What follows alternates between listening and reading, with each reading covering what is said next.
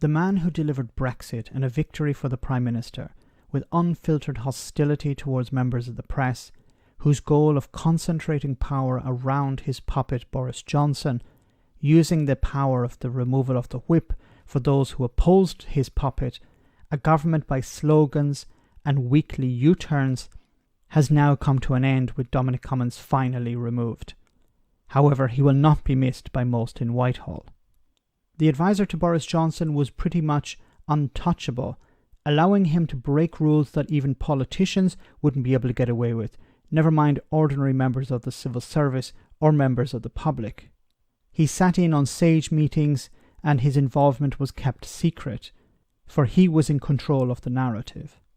My opinion of how Dominic Cummings ruled at the upper end of government was to provide Boris Johnson with advice, perhaps on a number of choices when it came to Brexit negotiations or dealing with the pandemic. Boris would make a decision. This would filter down to members of the cabinet and their talking points would be prepared for them.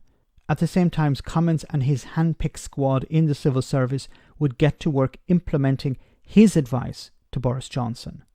However, because he clearly had no understanding of government, his acolytes would clash with seasoned civil servants who knew that while their new bosses would be around for a few years, those civil servants themselves would have to clean up the mess once they had gone. So while Cummings attempted to push through ridiculous policies, the people on the ground resisted, resulting in a U-turn at the top. Cummings believed that he could control everything, but thankfully the British civil service was strong enough to thwart his lust for power. U-turns and growing anger directed from both inside and outside the Conservative Party meant that Boris Johnson's advisor was on borrowed time. This latest episode was the last straw. So, what comes next? James Slack is set to take over from Lee Kane as Director of Communications.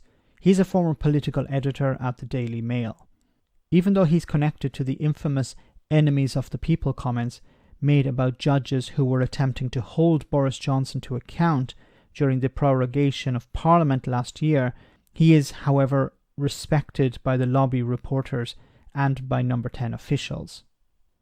Allegra Stratton, who has served at ITN, the BBC and even The Guardian, joined to front the new daily televised press briefings and is hoped by Number 10 to win back the trust of the media, something that has been in short supply when Dominic Cummings was in charge. The hiring of her was the last straw, and it saw Dominic Cummings' house of cards come crashing down. As Lee Kane threatened to resign, she made it very clear at the time that she would answer not to Dominic Cummings, but to Boris Johnson only. Finally, we come to Carrie Symonds, Boris Johnson's fiancée. I think she is the wild card here. She is seen as someone who wants Boris Johnson to do the right thing. She may have been the one to have orchestrated the U-turns on free school meals, for example.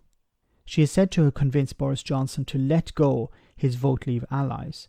Some claim that she blames the likes of Cummings for turning the Conservative Party, the media, and even the public against the Prime Minister.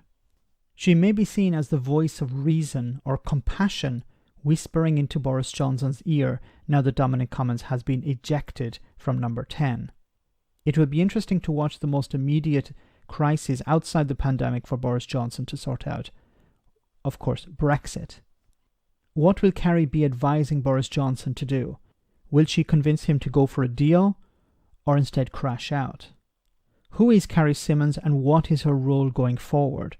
Unfortunately, it's too early to tell, but we could soon see exactly what type of power she wields. Let me know in the comment section, guys, what you think. As always, your comments are greatly appreciated. Thanks a lot. I want to say a big thank you to all of my patrons.